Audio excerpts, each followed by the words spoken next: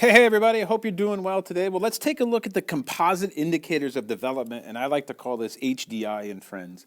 And this is where you can get yourself kind of tangled up in all these different acronyms, but really all that they're doing is they're taking some of the single indicators of development and combining them in to maybe give a more accurate indication of development, because as I've said over and over, development is a really difficult thing to measure. It's difficult to measure the overall development of a human being, both physically and socially and intellectually. How are you going to do that for a group of people in a country? It's just like a really hard thing to do, okay? So let's first take a look at the 4 different indices that we will use. Right, they are the Human Development Index, right? Something called the Gender Development Index, something called the Gender Empowerment Measure, and the Human Poverty Index. And so this is the framework that we're going to use to understand development by combining different factors rather than just single indicators. So first of all, let's take a look at the Human Development Index, or HDI. The United Nations Development Program created the Human Development Index, or HDI, and it uses it as one of its measures of development. And here's what you got to realize. The HDI is a composite index that brings together 3 variables, and have these things in your mind, okay? There are 3 basic goals of development that can be measured, or so says the United Nations Development Program. One is a long and healthy life, another is improved education, and a third is a decent standard of living. Okay. A long and healthy life is measured by expectancy at birth on the assumption that people who live longer have benefited from good health. Education is measured by the adult literacy rate combined with the measure of primary, secondary, and tertiary school enrollment. The standard of living, or the ability to meet basic needs, is measured by the GDP per capita converted at the purchasing power parity. I forgot that word. Okay, these 3 indicators are combined to give a value between 0 and 1, with higher values representing higher levels of development. All right, so, wow, that's a lot. So just take a look at this. Human Development Index, here's a couple charts that Jocelyn Blink provided us. If the Human Development Index is, remember, it's between 0 and 1, 1 being super developed, right? 1 higher than 0, then 1 is more developed. Okay. There's a high level of human development, or very high human development, if the number is 0.9 or higher. It's considered high human development if it's 0.8 to 0.899. It's medium human development if it's 0.5 to 0.799, and less human developed if it's under 0.5. So these indices, right, give us an ability to compare different countries. Okay, so first of all, forget this category for a second. Look at this country. Here are a list of countries. Here is their Human Development Index value, and you see that's all a decimal, right? This is their rank in the country. Then it takes a look at what is the GDP per capita at purchasing power parity using US dollars. Then the GDP per capita rank. And then the GDP per capita rank minus the HDI rank. And this is actually kind of interesting because now you're like combining 2 different things and coming up with a number that might actually show you a clearer indicator of development. So if you just take a couple of them, like you take Norway, okay, we saw that that's 1. So the Norway's HDI value is 0.971. So if you take in long and healthy life, improved education, and decent standard of living, then they come out with the highest. Right? And you see that Sweden's there, the United States, Italy, and there are 38 countries with very high human development scores. Okay.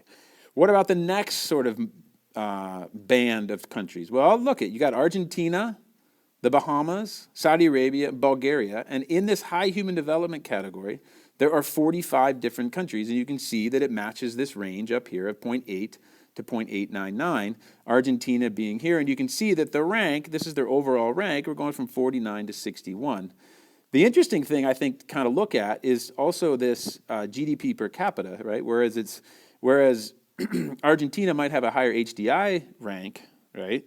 They make quite a bit less per capita purchasing power parity, and what you can take from that is, well, things must be more expensive in the Bahamas than Argentina. Beautiful. And obviously Bulgaria is even a better example. Okay, now let's look at the medium human development countries. Those are Georgia, South Africa, Bangladesh, Uganda. And these ranks, of course, these scores are between 0.5 and 0.799. And you can see their overall rank here up to 158. And then you go down to low human development countries. There are 24 of them. And they're Zambia, Liberia, Chad, and Niger. And you can see that these are really low scores, which means that their long and healthy life, their improved education, and decent standard of living is obviously much, much low here than it's going to be in any of these other countries, especially when compared to the high, very high human development, right? And so, but then here's the other thing that I think is just really, really, obvious. But look at the GDP per capita purchasing power parity. In Zambia, it's $1,358. In Liberia, it's $362 as compared to $53,000 in Norway, $45,000 in the United States. Niger, $627. That is obviously going to indicate or dictate the ability for a place to be developed, because all of the GDP per capita purchasing power parity is going to say, what can this money buy? And if you can't buy very many things, clearly, you're going to have a difficult time having a high standard of living, improved education, and decent standard of living. Okay, so I think this is helpful just to see how it applies. Obviously, what I didn't put in here is a bunch of definitions and things, because I think this is actually easier to look at, because this is what you're going to have to do. You're going to have to take this data and make some sense of it. So there's the Human Development Index, the most widely used index to measure development in the world. Okay, let's look at the next one. Okay, so the next three indices that we look at are really other ways for the United Nations Development Program to break down and measure maybe more accurately the development of a particular country. Because if you think about it, there are many different aspects to development other than the three included in the HDI, right? It should be noted that the country's HDI is still an average figure that can mask inequities. And these inequities, or inequalities, are likely to occur between rural and urban citizens, between men and women, and between different ethnic groups. And so these other indices that we're going to talk about are several ways to take a look at the HDI and break it down a little bit more clearly so that we have an idea of how an actual the development of a place is, how clearly developed a place is if you take away these averages. And so the GDI is going to take a look at the HDI figures, but translate them and hopefully take into account any inequalities that may be there for men and women. And inequality between men and women, therefore, will result in a GDI, Gender Development Index, figure that is lower than the HDI. And therefore, we could say that GDI is essentially HDI adjusted for the inequity between men and women. So that's pretty cool. So if you take a look at France, let's say, right, which is considered to be a very highly, it's a country, right, with a very high HDI. And here you see that the HDI is 0.96, but when you take into the inequities or inequalities between men and women, it's 0.56. And when you go through the United Kingdom, and you see that generally speaking, in fact, in all cases, the GDI is lower than the HDI, which means that there is a difference, that the GDI is of value, because now you're looking at the actual inequities exposed between the privileges maybe that men have versus women. And if you look down here at Mali, which has a low HDI at 0.371, you see that the difference between the inequities of women and men is at its greatest, right, at 0.016. And unfortunately, that's kind of a common thing. And I would say that the most important factor here is levels of education. If you're in France, which has a very high HDI, it's more likely that women are going to be educated and therefore have the same amount of opportunities, and not only the opportunities, but take advantage of those, ability to take advantage of those opportunities, than, say, in a country where it already has a low human development index, and as a result, women will be less likely, because they're usually not the first people in a family, to be educated.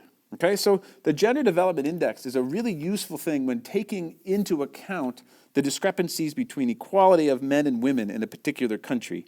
And I really love this index because if you ever go into development work, and I was a Peace Corps volunteer in the Dominican Republic, you really see how women can be left behind from a very early age. The trajectory of their life is indicated by a lot of factors that does not necessarily apply to men, or because men have the power, right? They give those opportunities to the boys instead of giving them to the girls. So I really like this index. All right, next slide. So on this slide, we're going to take a look at two indices, the Gender Empowerment Measure and the Human Poverty Index. First, the Gender Empowerment Measure is valuable to measure whether development in a country is helping to create such freedoms and opportunities for women. So it's pretty cool. So the UNDP, same organization, calculates the Gender Empowerment Measure, which measures the extent to which women are able to actively participate in economic and political life. This is like real practical participation of women in economic and political life, which tends to be historically the last places that women are able to get into, right? To get into the economic world and participate in the political life. So the GEM looks at the percentage of women in leadership, managerial, parliamentary positions, and in technical professional jobs. And it examines their participation in the labor force and their share of national income. I love this indice as well. And obviously a high value indicates a higher level of empowerment of women. And if a country has a low GEM, or Gender Empowerment Measure, in relation to GDI, this would imply that the access to basic needs, education, and health is not necessarily being translated into greater opportunities for the participation of women. So this is saying, okay, they have these basic needs in education and they have the health, but does that mean that they have more power? And if women don't have more power, then the transformation hasn't happened yet. And that's a really cool indicator when trying to assess the actual development of a particular country. Okay, last one, the Human Poverty Index. The HPI is actually an index that takes this whole measurement and flips it around. So check this out, right? While HDI measures the achievements of a country in 3 variables, the Human Poverty Index looks at the proportion of people who are deprived, don't have the opportunity to reach a basic level in each area. So it takes the HDI and flips it over, right? Human Development Index, Human Poverty Index. So it's also a composite index and looks at the indicators that are comparable with the indicators of HDI, obviously, because they're going to flip it around, it's got to be the same thing. So where HDI represents the development achievements for an average citizen, the HPI, the Human Poverty Index, is useful for observing how evenly the benefits of development are spread within a country.